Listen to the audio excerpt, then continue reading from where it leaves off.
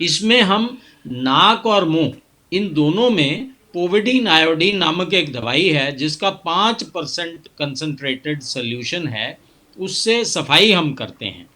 जो ये हमारा वायरस है, ये असर ही संक्रमण करता ही नाक से है। नाक को आयोडीन से अगर आप धो लेते हो तो हमारे वायरस के संक्रमण की संभावना काफ़ी कम हो जाती है। इस वायरस को निष्क्रिय कर हम अपना इम्यून सिस्टम, हम अपनी इम्यूनिटी बढ़ा सकते हैं। नमस्कार, D5 चैनल हिंदी देख रहे दर्शकों का मैं वंदना स्वागत करती हूं। आज एक बार फिर हम जुड़े हुए हैं homeopathic expert doctor HK Kharbanda ji से। डॉक्टर खरबंदा, आपका बहुत बहुत स्वागत है हमारे इस प्रोग्राम में। नमस्कार सभी को, धन्यवाद आपका बहुत बहुत। डॉक्टर खरबंदा, 4th वैक्सीन आ गई है अकॉर्डिंग टू यू। पहले 3 वैक्सीन आप कहते आ रहे थे, अब आप कह रहे हैं 4थी वैक्सीन भी आ गई है। तो आप ये बताइए कि ये चारों वैक्सीन हैं क्या और कौन कौन सी, किन चीजों को आप वैक्सीन कह रहे हैं? जी, देखिए, भारत गरीब देश है, हमारे पास जो वैक्सीन है उसकी उपलब्धता भी लिमिटेड है और वैक्सीन लगने के बाद भी हमें 2 महीने या लगभग 2.5 महीने वायरस एप्रोप्रिएट बिहेवियर रखना ही पड़ता है। तो उसको देखते हुए 3 वैक्सीन तो सारी दुनिया को मालूम है। मास्क, ठीक है, नाक से ऊपर और यहाँ तक मास्क, 20 सेकंड से ज़्यादा हाथ धोना और 3 गज की दूरी, ये तीनों तो सबको बताया। अब हमने एक चौथा वैक्सीन, एक अमेरिकन स्टडी आई है जिसमें एक चौथा वैक्सीन इजाद हुआ है, मैंने इसको चौथे वैक्सीन का नाम दिया है। इसमें हम नाक और मुंह इन दोनों में पोविडीन आयोडीन नामक एक दवाई है जिसका 5% कंसंट्रेटेड सोल्यूशन है, उससे सफाई हम करते हैं। बेसिकली हम अपनी बात में कर लें तो नाक और मुंह धो लेते हैं हम उससे।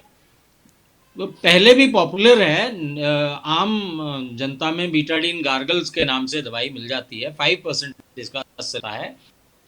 कंसल्ट लें आप लेने से पहले, नाक और गले में, और ये 5 सेकंड में काम करती है। सबसे बड़ी बात ये है कि विदिन, और जो ये हमारा वायरस है ये असर ही संक्रमण करता ही नाक से है। तो अगर हम नाक ही धो लेते हैं 15 सेकंड तो ये चौथा वैक्सीन हमारा बिल्कुल कारगर है। हालांकि इस पे सवालिया निशान WHO ने लगाए थे, लेकिन अब ये ताजी स्टडी के बाद ये खुलासा हुआ है कि 15 सेकंड में ही ये असर कर लेता है और वायरस को मारक क्षमता इसकी पूरी है। तो इतनी बड़ी अगर हमारे पास एक हथियार है, इतना बड़ा हमारे पास एक और चौथा वैक्सीन उपलब्ध है, तो फिर हम घबराएं क्यों? तो मैं ये नहीं कह रहा हूं कि हमें ट्रेडिशनल वैक्सीन नहीं लेना है, वो भी लेना है, लेकिन जो लोग डर रहे हैं, घबरा रहे हैं, कतरा रहे हैं, वो भी लगवाएं। लेकिन और जब तक हमने वायरस एप्रोप्रिएट बिहेवियर करना है तो उसमें हम चारों वैक्सीन का इस्तेमाल करें। और उसमें ये जो वॉश है, नेज़ल वॉश और माउथ वॉश, ये दोनों 5% कंसंट्रेशन वाला पोविडीन आयोडीन सोल्यूशन जो कि रेडीली अवेलेबल है, और इसको हम इस्तेमाल कर सकते हैं। और एक ऐसा ही एक आयुर्वेदिक प्रोडक्ट भी आया है जो मार्केट में शायद आ जाएगा कुछ दिनों में, पेटेंटेड हो चुका है वो भी। तो उसमें भी वो भी नाक के थ्रू ही वैक्सीन बना रहे हैं आयुर्वेद वाले, आयुष मंत्रालय वाले हमारे साथी। तो वो अभी आने वाला है कुछ दिनों में। तो ऐसा नहीं है, अगर नए नए वायरस आ रहे हैं तो हम नए नए वैक्सीन भी निकाल रहे हैं, और इतने आसान हैं ये, और इतने सस्ते हैं और इतने आसानी से उपलब्ध हैं कि ये हमें बचा लेते हैं। तो इसमें अमेरिका में एक ताज़ी रिसर्च हुई है जिसमें ये बताया गया है, और ये हमारे जितने भी डेंटिस्ट भाई हैं वो सारे इसको प्रैक्टिस कर रहे हैं। अब आप किसी भी डेंटल क्लिनिक में जाएं तो आपको पहले से इंस्ट्रक्शन दी जाती है कि अपॉइंटमेंट लेके आप घर पे पहले नाक और मुंह एक बार धो के आएँ, आधा घंटा पहले आने से, और क्लिनिक पहुंच के भी पहले आपका नाक और मुंह ये दोनों रिंस करवाए जाते हैं पोविडीन आयोडीन 5% कंसंट्रेशन सोल्यूशन से। उसका यही कारण है। और देखिए, इससे इस अमेरिका की university of connected school of medicine में ये रिसर्च हुई थी जिसमें ये पाया गया है कि नाक को आयोडीन से अगर आप धो लेते हो तो हमारे वायरस के संक्रमण की संभावना काफ़ी कम हो जाती है, और ये तत्काल प्रभाव से अफेक्ट करती है। ये सबसे बड़ी इसमें फ़ायदा है कि जैसे ही आपने वॉश किया 15 सेकंड में ही इसका असर हो जाता है। ये एंटीसेप्टिक जो 3 अलग अलग कंसंट्रेशन पे इसका जो स्टडी हुई थी वो की गई है, लेकिन 0.5% कंसंट्रेशन वाली जो पोविडीन आयोडीन सोल्यूशन है वो सबसे ज़्यादा असरदार इस स्टडी में पाई है।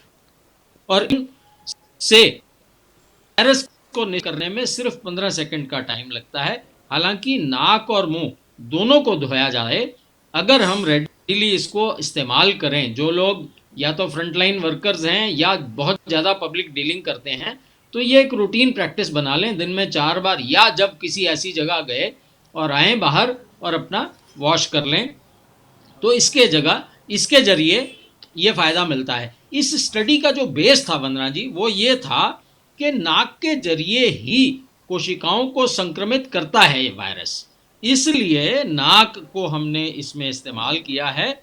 और नाक के जो वायरस, नाक के रिसेप्टर जो ACE2 हैं, उनके उपयोग मानवीय कोशिकाओं में प्रवेश करने के लिए करता है ये वायरस। और उनको बचाने के लिए ह्यूमन ट्रायल ये हुआ था कि नाक की सफाई से करके, और यहीं से हम अगर इस वायरस को ख़त्म कर लें तो फिर ये अंदर नहीं जा पाएगा। तो हमें जब भी शक हो, हम किसी ऐसी जगह जाएं जहां हमें लगे कि हम कांटेक्ट में आ रहे हैं, तो इमीडिएटली ये दवाई हमारे पास हमेशा होनी चाहिए।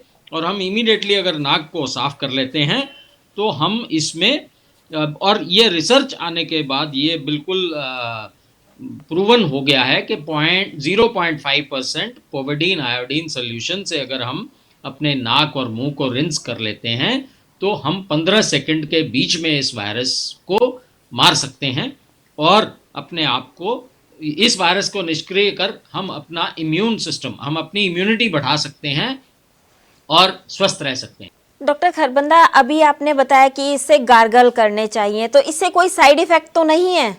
वंदना जी देखिए, जो ये पोविडीन आयोडीन सोल्यूशन है कई तरह से इस्तेमाल होता है। जब भी हम कोई सर्जरी करते हैं तो इसी सोल्यूशन को लगाते हैं एंटीसेप्टिक या डिसइंफेक्ट करने के लिए स्किन को, उसमें कंसंट्रेशन इसकी अलग होती है। इसी तरह कोई भी जख्म होता है तो उस पर भी इसी की ड्रेसिंग होती है, और ये बहुत वाइडली यूज सारी दुनिया में इस्तेमाल होता है। सिर्फ कंसंट्रेशन चेंज होती है, कहीं ये 0.5% है, कहीं 1% है, कहीं 2% है, कहीं 5% है।